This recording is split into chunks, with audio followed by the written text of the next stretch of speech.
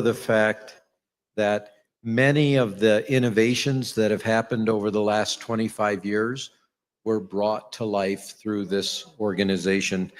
Today, I'm going to talk to you about these three ideas. So I'm going to talk about non-simultaneous extended altruistic donor chains. And my purpose for talking about it here in Columbia is to encourage decision makers to consider the idea that somebody could give a kidney to a stranger. Seems like a weird idea.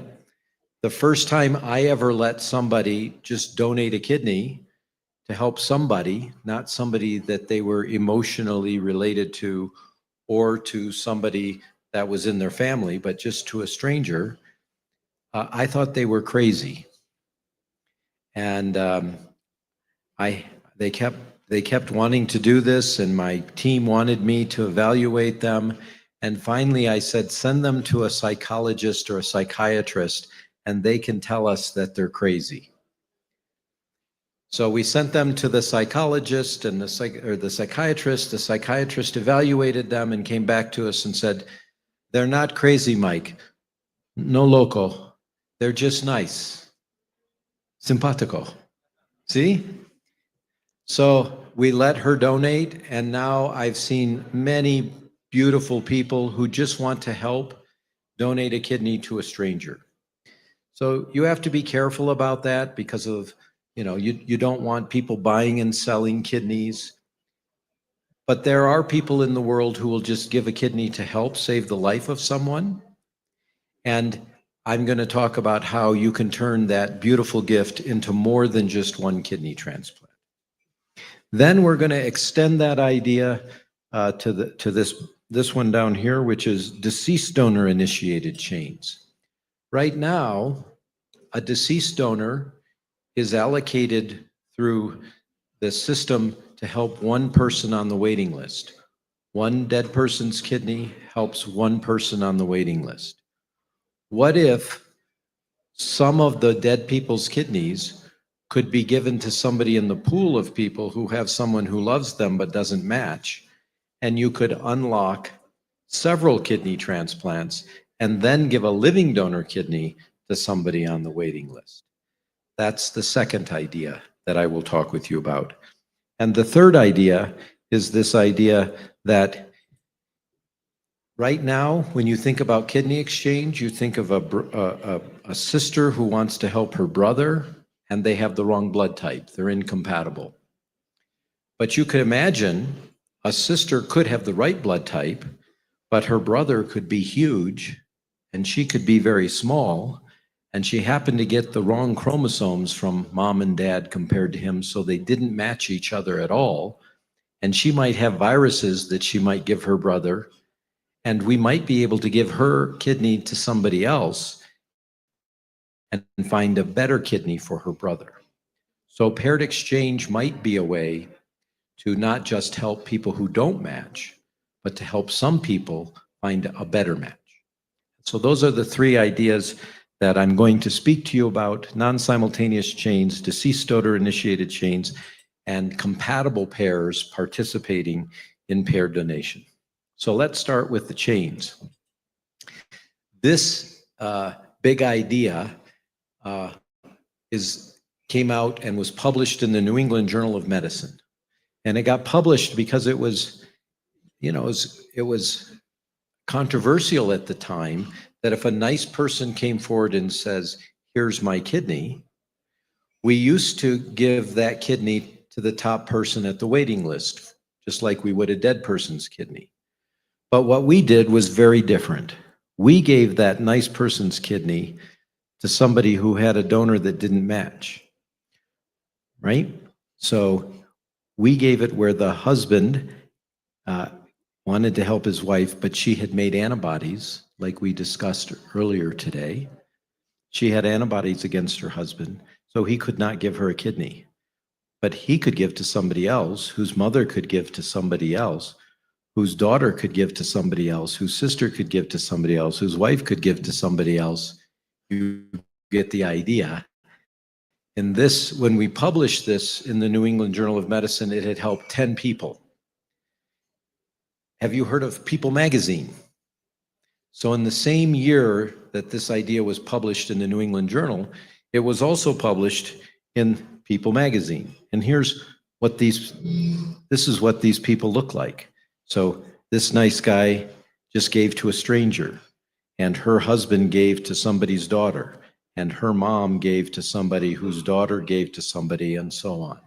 So you can see how the chain was built. This is the first time that we ever did a pay it forward chain of transplants. And this idea went on, was this guy's idea. And you can see here that he went on to win the Nobel Prize in Economics in 2012. And this big idea has now led to more than 20,000 kidney transplants around the world. And I had the pleasure of getting to travel to Stockholm with him when this happened. So that's Al Roth. He's the guy who had this wonderful idea to start pay it forward chains of transplants. And I'm going to explain to you now why this way of doing transplants is so powerful.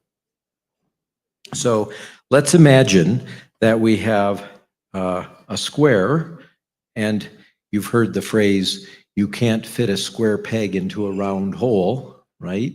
So the square can't give the circle a kidney, and the circle doesn't match the square. So what we could do is we could give the square's kidney to the square, and the circle's kidney to the circle, because the square can't give to the circle can't give to the square, so they could do a swap.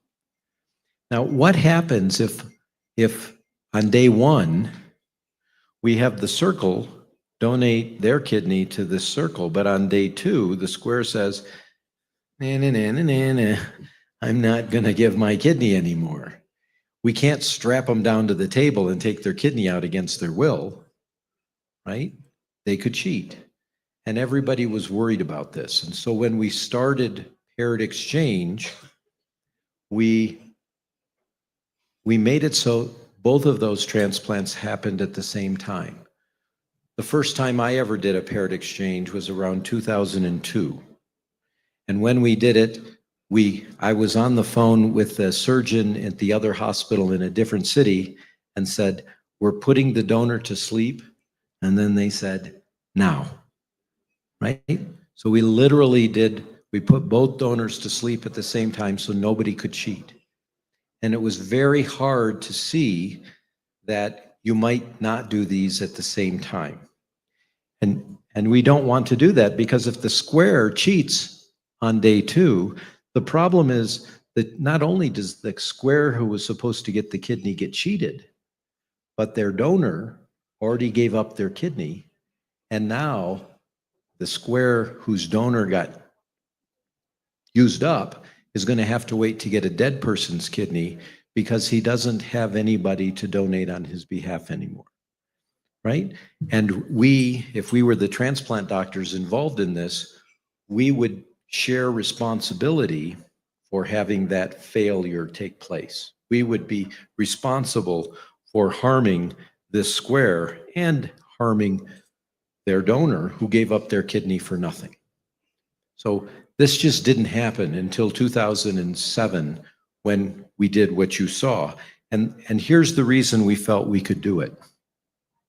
What really happens is that in paired exchange, you have a square who can't give to a circle, and you have a triangle who can't give to a square, but the triangle also can't give to the circle.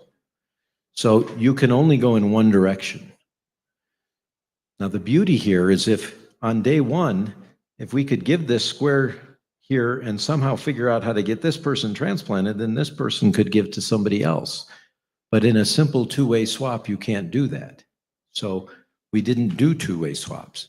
But imagine now that a nice person came forward who was a circle, and they gave the circle a kidney. Now the square is supposed to give to the square. But what happens if this guy cheats?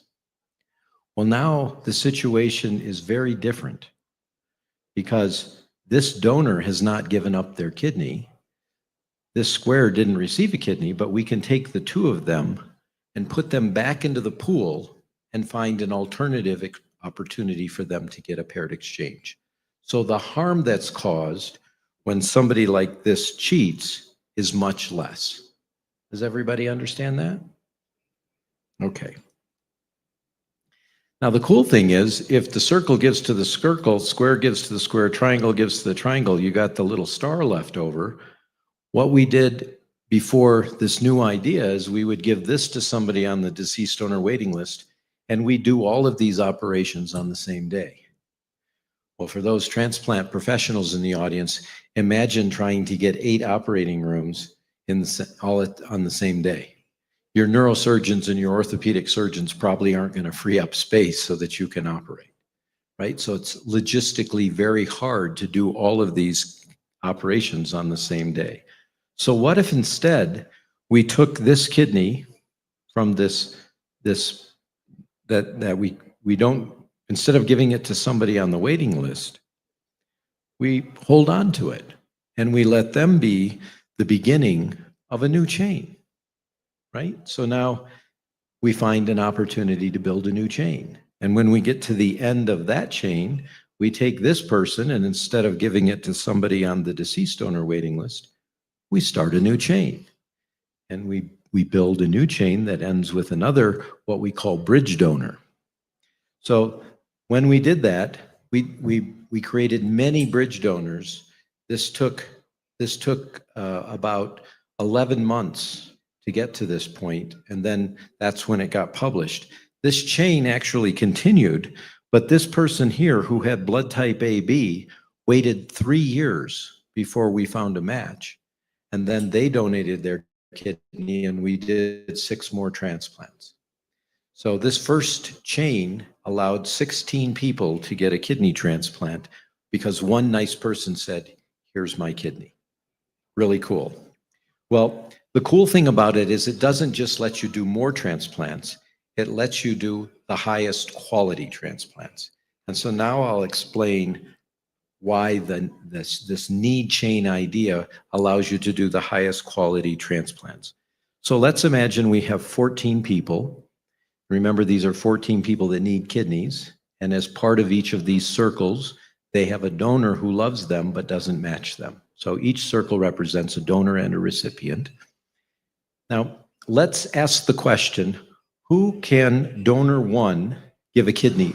Who can the donor of the first pair give a kidney to? Well, let's say that they can give a kidney to the pair 4's recipient, pair 7's recipients, 10's recipient, and 12's recipient. And when we think about the quality of the match, like we did earlier today, the highest quality match for the donor of pair 1's kidney is with the 12th pair's recipient.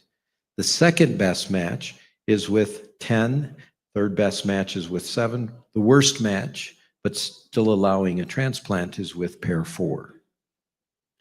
Now, what if only pair 4 could give a kidney back to pair 1? Then we would be making the worst use of pair 1's donor, but at least we'd get 2 kidney transplants, right? So 2 transplants is better than none, but it's too bad we can't figure out a way to give that kidney to 12 where it's the highest quality transplant. So now let's go look at pair 4. Let's say pair 4 can give to 1 and 12 and 10 and 8, and the best match is with 8 and then 10 and then 12 and then 1.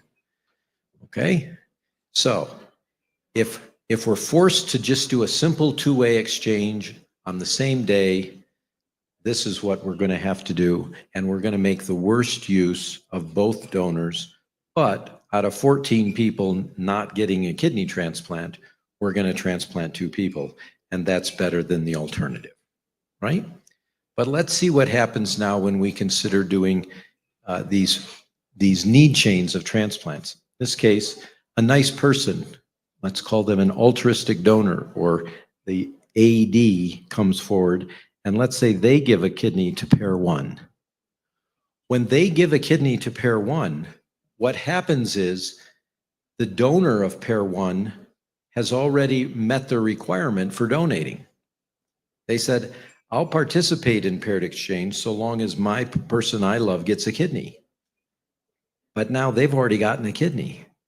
So instead of saying, I'm only going to donate if my person gets a kidney, they can step out, right?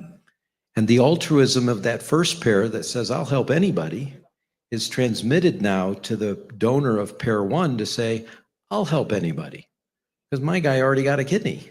So he can help anybody now, right? And when he can help anybody, who are we going to give his kidney to? Anybody? We're going to give him to 12. And we're going to give him to 12 because that's his best match, right? That's the best use. And when we give it to 12 and that donor pops out, who are we going to give that kidney to? His best match. That happens to be 8. And when 8's donor pops out, we're going to give it to the best use of that donor and give it to 3. And so in these chains, you can make the best quality use of each of the donors, as well as increasing the quantity of transplantation. Well, that's pretty cool. And it's obviously led to 20,000 transplants around the world. Most people agree that's a pretty cool idea. So in 2015, Al Roth, myself, and some others wrote a paper that said, this is a really cool idea. In fact, it's so cool that while most people thought it was a bad idea when we started, because they thought we should treat a living donor who said, here's my kidney, like a dead person, and we'd share that kidney the way we share dead people's kidneys, we said, well, we don't want to give it to the top person on the list. We want to give it to somebody lower down on the list who has a donor who loves them that doesn't match, right? And we're going to skip a bunch of people. And everybody thought that was a bad idea. But by 2015, there wasn't anybody in the United States that thought if you had a nice person come forward that you shouldn't do one of those chains. So then we said, well, the thing that people used to think we should do with an altruistic donor to treat it like a deceased donor, maybe some deceased donor kidneys should be treated like we do altruistic donor kidneys now, and we should build chains with them. Does that make sense? So let's take a look at that. This is the paper that we wrote in 2015, and here's how it works. So when you get a deceased donor kidney, every time you get a deceased donor kidney, you get a different match run.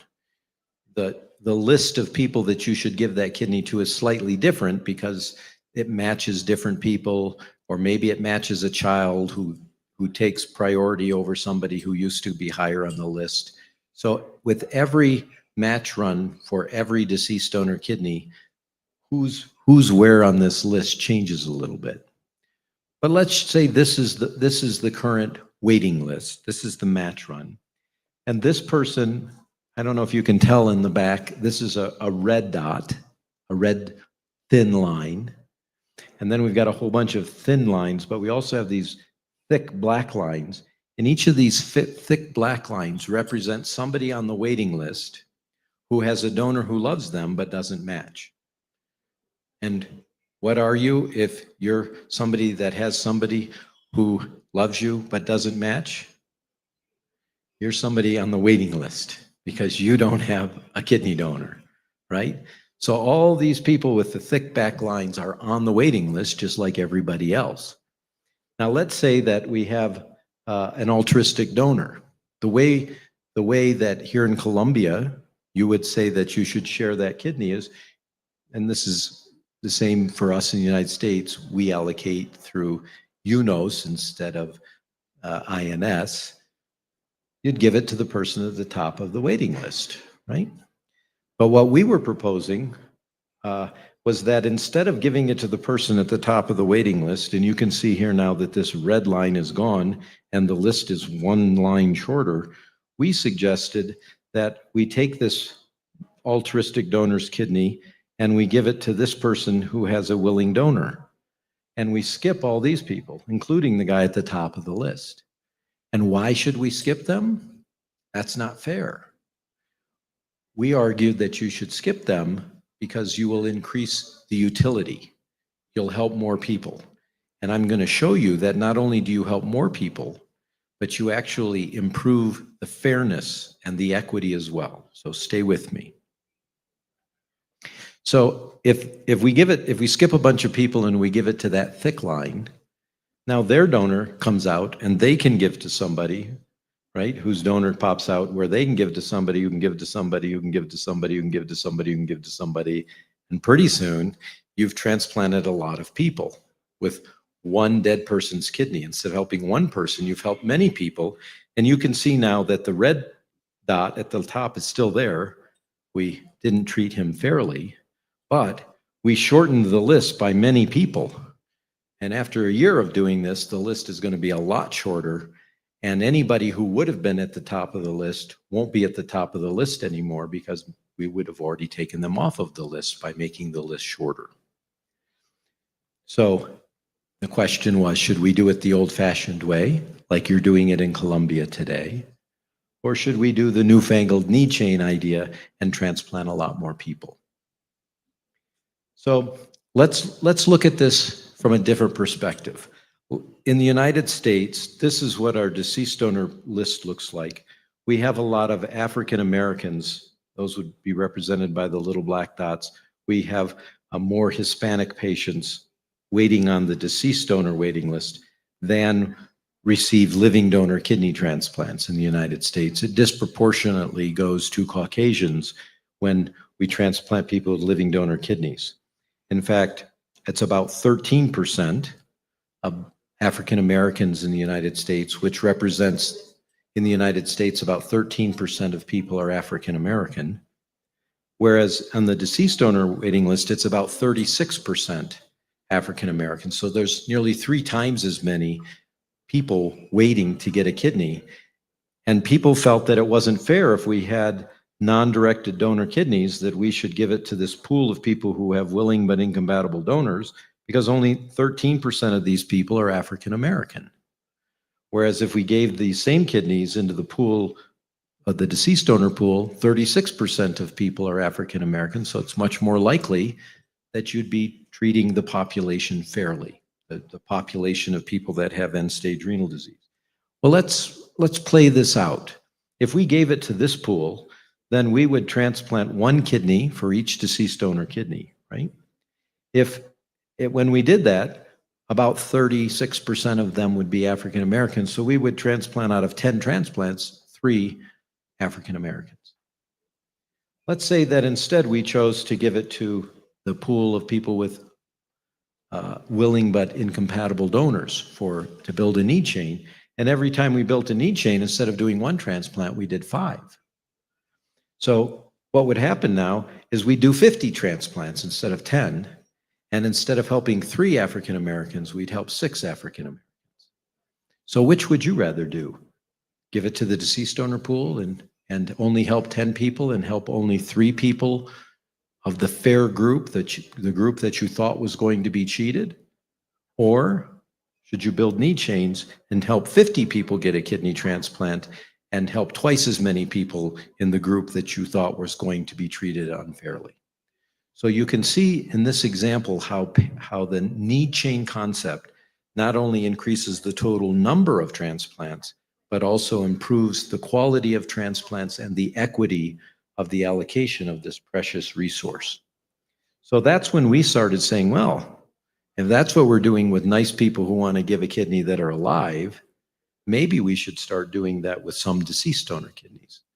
We should use some deceased donor kidneys to help 5 people instead of 1 person. So we began to do this in the United States through a concept I'll explain. But now in Italy, this is how they do it. In Italy, every deceased donor kidney is considered to build a chain. And if they can build a chain, they do it. And if they can't, then they go through the normal allocation system. And they've now taken 30 deceased donor kidneys and produced 90 transplants, right? So this is working at scale across an entire country. In the United States, we modeled this and we thought we could increase the total number of transplants by 300 in a year. And we would only use 3% of all deceased donor kidneys produce the additional 30 transplants. And while we would take primarily blood type O kidneys from the deceased donor list, we would actually transplant more blood type O patients from the deceased donor waiting list than we took O kidneys away from them. Okay? So the problem in the United States is that deceased donors' kidneys can't be given to a concept. You can't say, oh, I want to give my kidney to a child. You're not allowed to do that. I don't think you can do that in Colombia either. Oh, I want to give my kidney to somebody who supports the same football team that I do. You can't do it that way, right? There are fair ways we're going to share kidneys, and we're going to follow the rules. The only time you can say, oh, I want to give my kidney to, is if it's somebody in your family and they happen to be waiting. Then you can say, I want them to get a kidney. So that it has to be a named individual on the waiting list. Except for one concept in the United States where you can give a deceased donor kidney to somebody in the US military. That is allowed. And so somebody read our paper where we suggested we do this when Barack Obama was our president in their Office of Science and Technology. They took this idea to the Pentagon, the military, and said, hey, Pentagon, would you trade a dead person's kidney for somebody at your hospital getting a living person's kidney and build a chain that helped a few civilians? And the Pentagon said yes. So now the US military is working with the Alliance for Paired Kidney Donation, receiving a kidney that's offered to the military, given to the Alliance. The Alliance builds a chain, and at the end of the chain, we give a living donor kidney back to the US military. So we've now done this 18 times, and we've created nearly 60 kidney transplants. So we're doing a little bit better than 3 transplants for every deceased donor kidney that we're utilizing.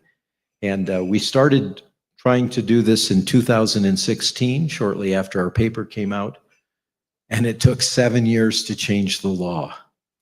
So I put this slide in here to say it doesn't need to take 7 years to change your law, right? In Colombia, if you want to start doing kidney exchange, it's as simple as saying people can give to relatives and emotionally related people directly, or they can participate in kidney exchange. Done. It's that simple. It doesn't need to take 7 years like it did in the United States for us to change our law to say that the military could participate in doing paired exchanges. But it did. It took 7 years. These are the great guys that I worked with, and we changed the law to say that these kidneys could be directed to deceased donor-initiated chains, and that the military would be owed a kidney. So here's some examples of how we did that. We started with deceased donor kidneys. We built chains. They went back to Walter Reed. Here's one that got 5 people transplanted. We tried to do this a lot of times. It didn't always work out. Down here at the bottom, we've had 6 transplant centers now accept chain deceased donor kidneys in exchange for their living donor pairs donors still donating. 19 transplant centers have been involved. We've gotten 51 kidneys, but at the time of this report, we'd only been able to use 17 of them. And you can see that we were able to match hard to match people, and we were able to help blood type O patients. So the average military shared deceased donor initiated chain produced 3 transplants. The military traded a deceased donor kidney for a living donor kidney. We were able to take blood type O kidneys, but still transplant nearly 40% more blood type O patients. US transplant centers accept the concept, and we've now been working with 3 organ procurement organizations that have been willing to share their kidneys with us through this concept. The last thing I'd like to talk with you about is this idea that paired exchange doesn't need to be limited to helping people who don't match. You might actually put a compatible pair in to get a better match. In fact, I don't know if this is true in in Colombia, but one of the most common donors in the world is a wife giving her husband a kidney. And if you actually look at the data, one of the most important factors in a living donor is the gender of the donor. And male donors give better long-term graft survival than female donors. So anytime that a sister is giving to her brother or a wife is giving to her husband, you probably can trade that. You put them into a paired exchange, and if you can find a better matched, younger a male donor, that's probably a really good deal for them. And the cool thing is their sister or their spouse is going to help somebody get a kidney who otherwise wouldn't have received one. So they can do something beautiful and make the world a better place and get a better kidney for the person that they love. I'm going to talk a little bit now about this idea. So the first time this was thought about was way back in 2007 when the Hopkins group simulated, and you can see you can do twice as many kidney transplants if you only put incompatible pairs in compared to adding compatible pairs, you can do twice as many kidney transplants. This is the first time it was done by a guy named Lloyd Ratner at Johns Hopkins, and it was first done in 2010. Here's an example, a whole bunch of connections, but you see the red dots, those are people that are compatible. And you can see they match a lot more people because they're easier to match, both easy to match in terms of they can receive more kidneys and easy to match because their donor matches more people out in the pool. And so that really increases the number of possible kidney exchanges that you can do. There are two big centers in the United States who do this. This one here is the University of Michigan. Their approach has been, we don't want to promise somebody they're going to get a better kidney. We just say to them, look, you love somebody, you want to give them a kidney, you could do that. But you could participate and help somebody else and at the same time help your brother. Would you like to help somebody else? That's the University of Michigan approach. It's based on altruism. The Northwestern approach is you want to give your brother a kidney. We're going to put you into a program and we're going to look for your brother to get a better kidney than the one that you're offering him. If we can find a better kidney, that's what we're going to do. If we can't find a better kidney, then you can just give your brother a kidney. Turns out that the Northwestern approach puts a lot more pairs into the system than the one that relies on altruism. We did another simulation paper, and this was a paper where we said, okay, what does it actually mean to get a better kidney? Because people will say, oh, well, a younger kidney. Well, it turns out that if you're the donor and you're 56 or younger, it doesn't matter. A 56-year-old kidney is as good as a 36-year-old kidney. If you're over 56, then age matters, right? If you're 60 years old, that's not as good as getting a 50-year-old kidney.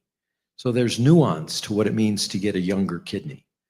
And we looked at HLA matching, which transplant professionals would think, that's what I thought, would be most important.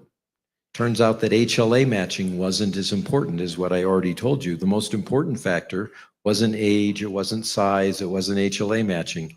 It was getting a male kidney as opposed to a female kidney. Very surprising to me, but it really did influence the long-term graft survival, the long-term function of that kidney. And it's really hard to beat a living donor kidney. They do really well. But in this study of 100,000 people who've donated kidneys and gotten living donor kidney transplants, we were able to show what factors are important. And now through our software program, we're actually able to show our transplant centers, if you put this compatible pair in, here's the donor they were proposing. Here's the donor they would have had if they went directly. Here's the donor our system is proposing for you. Here's the estimated survival. And I'll show you how that works now. And this is important because what this shows us is for living not biologically related, the female donor giving to a male makes up 46%, 31%, 24%, and 34% of all living donor kidney transplants. So there's a big opportunity just when you have females giving to males, let alone people that don't have a good HLA match when they come forward. So this is an example of our software. Here's the person who needs the kidney. Here's the person who came in with them. This was a 41-year-old. That, let's say that his mother wanted to give him a kidney. She was 63 years old. She could give him the kidney. He had a 0% PRA. She had an 88, a creatinine clearance of 88. She had an okay mismatch with him. The survival was 94, 74%, 60% at 5 years. The kidney that we offered was a 55-year-old male, and it was a 0 DR1 DQ mismatch with an 85% 5-year survival. And so this pair decided to have this pair participate with them. Here's all the factors that paper found that were important in determining the long-term success rate. So what we can do in the paired exchange program is offer the best HLA match, the highest quality donor in terms of kidney function, better age matching, better size matching, improve long-term outcomes, and help you reduce waiting time.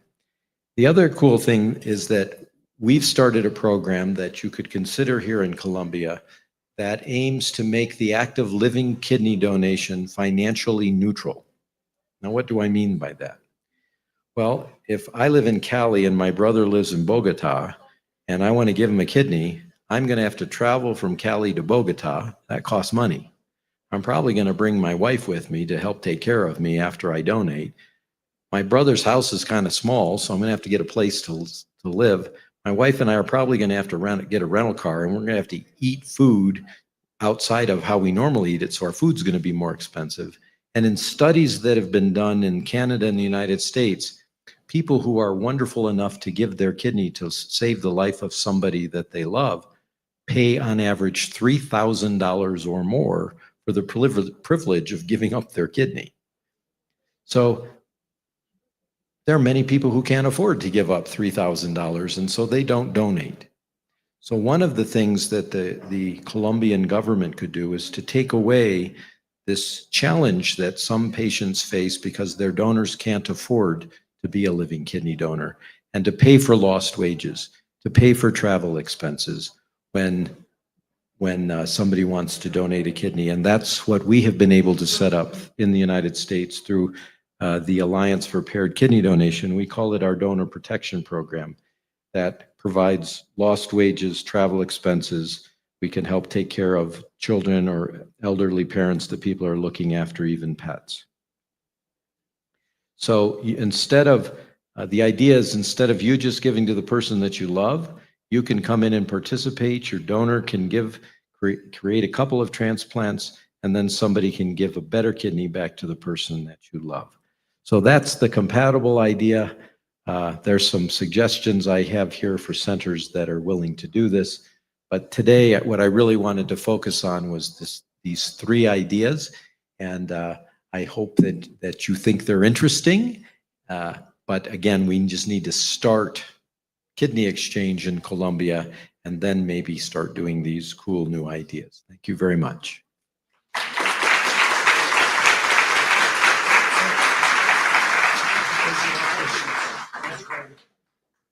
If any of you have any questions for me, I'd be happy to entertain them. If you ask your question in Spanish, más despacio, por favor.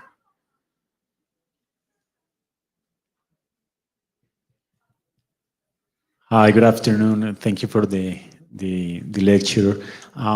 What is the rate of declining or cheating in these chains? It's very low. It's been less than 1%. So when we started, I was very, very nervous because the question is, what we're doing is we're letting the donor give to a recipient before their donor donates. So we're trusting that donor to pay it forward. How many times does that donor you're trusting not carry through and donate their kidney? And fortunately, it's a very small rate of people choosing not to do that. It's so small that now in the United States, we routinely let the donor of a pair take that risk of donating without their recipient receiving one, because the rate of people not doing what they promised to do is so small, and the number of people coming forward altruistically to give kidneys means that we don't really have people being cheated anymore. So we feared it in the beginning, but it has not been a significant problem. Great question. Any other questions? Necesito practicar mi español. Gracias.